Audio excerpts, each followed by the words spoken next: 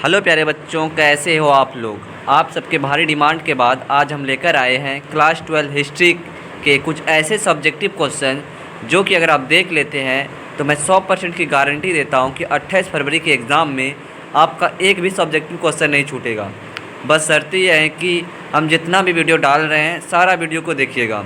तो आइए हम बिना टाइम वेस्ट किए डायरेक्ट क्वेश्चन आंसर पर चलते हैं। तो क्वेश्चन नंबर 1 बोल रहा है कि मेगास्थनीज कौन था। क्वेश्चन नंबर 1 क्या बोल रहा है कि मेगास्थनीज कौन था।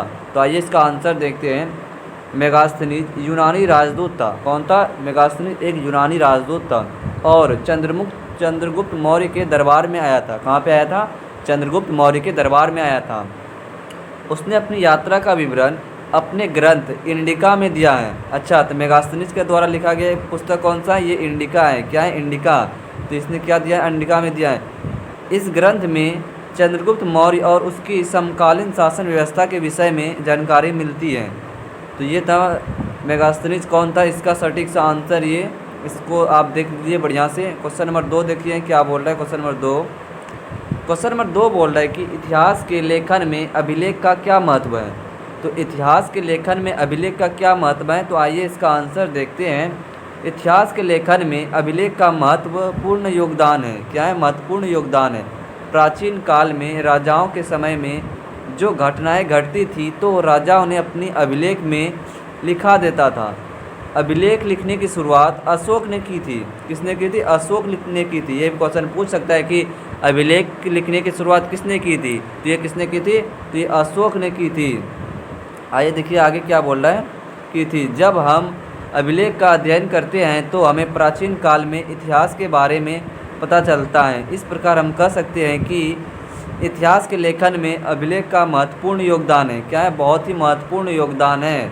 आगे देखते हैं क्वेश्चन नंबर 3 क्या बोल रहा है। क्वेश्चन नंबर 3 चाणक्य पर टिप्पणी लिखे। क्या बोल रहा है? क्वेश्चन नंबर 3 चाणक्य पर टिप्पणी लिखे। देखते हैं उसका सटीक सा आंसर क्या बोल रहा है कि चाणक्य तक्षशिला का निवासी था। कहाँ का था चाणक्य निवासी? तक्षशिला का था। जब एक ब्राह्मण का पुत्र था। क्या था? एक ब्राह्मण का पुत्र था। अपने समय में यह बहुत बड़े विद्वान थे। क्या थे? अपने समय में चाणक्य बहुत बड़े विद्वान थे। उन्होंने अर्थशास्त्र नामक पुस्तक की रचना की थी।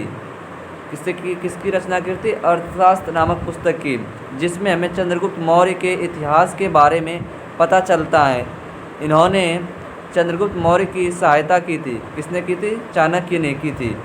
जिसमें चंद्रगुप्त मौर्य धनानंद को हराने में कामयाब हुआ था। किसको हराने में कामयाब हुआ था? धनानंद को हराने में कामयाब हुआ था।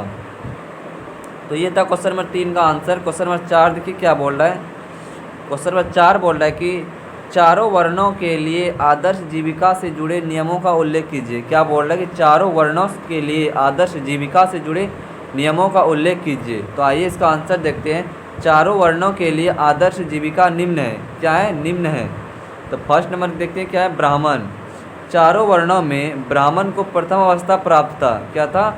चारों वर्णों में ब्राह्मण को प्रथम अवस्था प्राप्त था। इसके जीविका अर्थात काम में अध्ययन करना, वेद की शिक्षा, यज्ञ करवाना, दान देना तथा धन लेना आदि इत्यादि हो जाएगा। टाइपिंग मिस्टेक है। इत्यादि इसके प्रमुख जीविका हैं।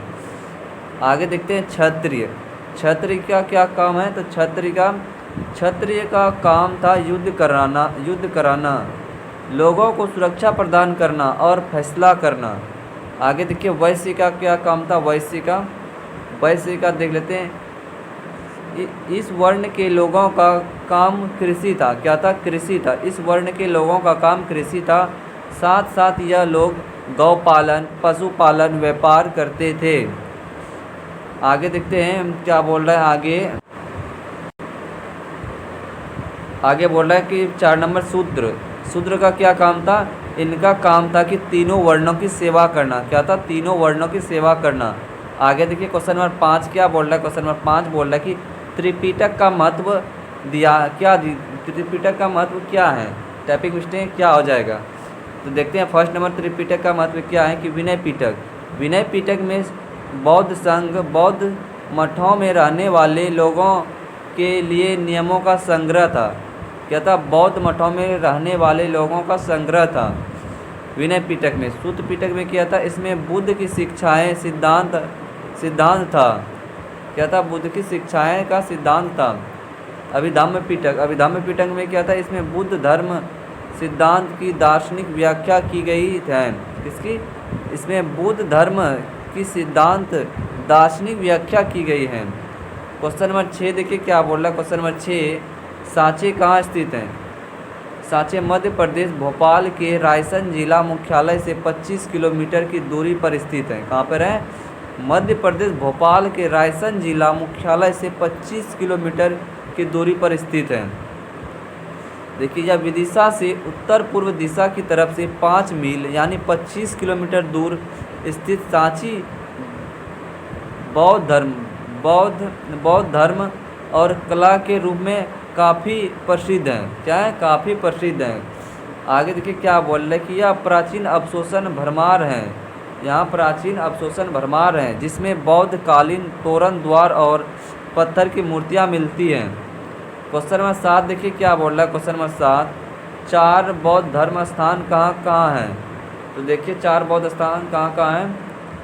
लुम्बिनी, यहाँ बुद्ध का जन्म हुआ था। कहाँ पे हुआ था, लुम्बिनी, बौद्ध का जन्म लुम्बिनी में। यह स्थान कहाँ पड़ता है, तो यह स्थान नेपाल में पड़ता है। बोध गया, यहाँ उन्होंने ज्ञान प्राप्ति किया था। कहाँ पे बुद्ध ने ज्ञान प्राप्ति किया था, बोध गया में। यह स्थान कहाँ पड़ता है, तो यह स्थान बिहार में पड़ता है। कहाँ पे, बिहार में। सारनाथ, यहाँ स्थान वाराणसी उत्तर प्रदेश में है। यहाँ बुद्ध ने प्रथम उपदेश दिया था। कहाँ पे दिया था, सारनाथ में दिया था, वाराणसी सारनाथ में।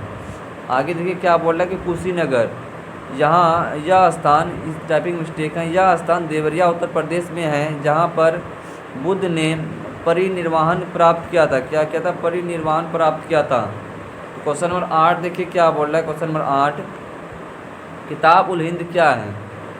यह अरबी भाषा में अलबरूनी द्वारा लिखी गई उन्हीं की कृति है। क्या है, यह अरबी भाषा में अलबरूनी द्वारा लिखी गई उन्हीं की कृति है। किताब उल हिंद में सरल तथा स्पष्ट भाषा है। क्या है, सरल तथा स्पष्ट भाषा है। इसमें 80 अध्याय में विभाजित किया गया है।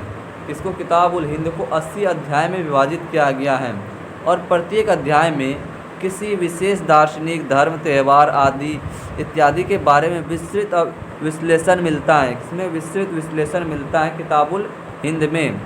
आगे देखिए क्या बोल रहा है। आगे बोल रहा है कि इसमें अलबरूनी के गणित की ओर आकर्षण भी मालूम चलता है। किसकी ओर, गणित की ओर भी आकर्षण मालूम चलता है। आगे देखिए क्वेश्चन नंबर 9 क्या बोल रहा है। 1857 के विद्रोह के 4 प्रमुख केंद्र बताइए। क्या बोल रहा है, 1857 की जो विद्रोह हुआ था तो 4 प्रमुख केंद्र बताइए और उनके नेताओं के नाम भी बताइए।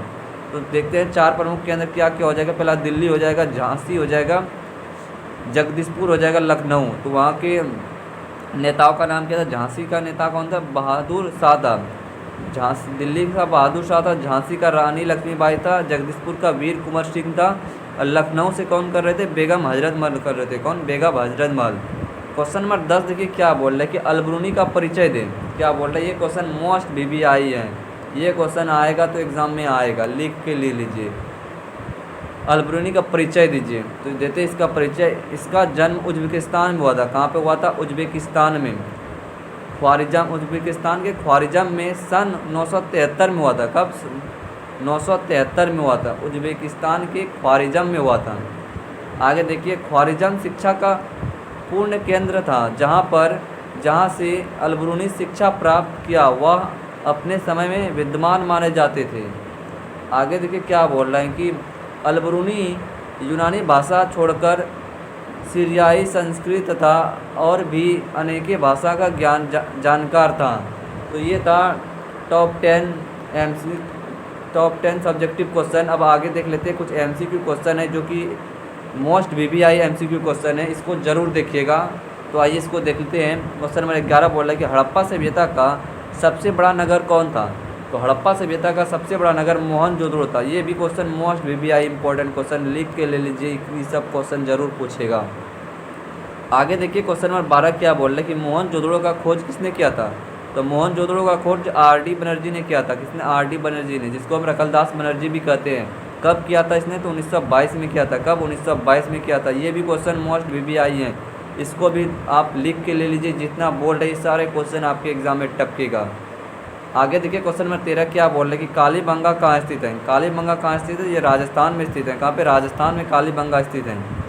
आगे देखिए क्वेश्चन नंबर 14 क्या बोल रहे हैं, कलिंग पर विजय किसने किसने पाई थी। तो कलिंग पर विजय अशोक ने पाई थी। किसने, अशोक ने पाई थी। किसने, अशोक ने। ये भी question most VVI important question है। जितना बता रहे इंपॉर्टेंट क्वेश्चन वो सारे इंपॉर्टेंट हैं, इसको ध्यान से देख लीजिएगा। आगे देखिए क्वेश्चन नंबर 15 क्या बोल रहा है कि वैदिक सभ्यता में कितने वेद पाए गए। तो वैदिक सभ्यता में 4 वेद पाए गए। कौन कौन सा, ऋग्वेद पाए गए, यजुर्वेद, सामवेद, अथर्ववेद। ये भी question most VVI important question है, जरूर ये सब क्वेश्चन कर लीजिए, नहीं तो बाद में पछताना ना पड़े। क्वेश्चन नंबर 16 देखिए क्या बोल रहा है कि भारत का प्राचीन अभिलेख कौन सा है। तो भारत का प्राचीन अभिलेख वेग्जाकोई है। क्या है, वेग्जाकोई है।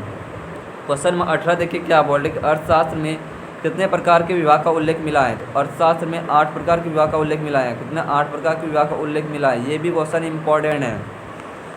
आगे देखिए क्वेश्चन नंबर 18 क्या बोल रहा है कि अशोक के कितने अभिलेख प्राप्त हुए हैं। तो अशोक के कितने अभिलेख प्राप्त हुए, तो 44 अभिलेख प्राप्त हुए हैं। ये भी question most VVI important question है।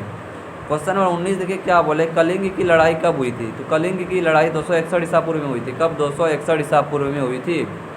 क्वेश्चन नंबर 20 देखिए क्या बोल रहा है कि बलराम का दूसरा नाम क्या था। तो बलराम का दूसरा नाम संकर्षण था। क्या था, संकर्षण था बलराम का दूसरा नाम। तो ये था आज का कुछ इम्पॉर्टेंट क्वेश्चन। अगर इसी तरह से आप पॉलिटिकल साइंस का वीडियो चाहते हैं तो कमेंट सेक्शन खुला है, वहाँ पे कमेंट करना ना भूलें। मिलते हैं दूसरे वीडियो में, तब तक के लिए जय हिंद, जय भारत।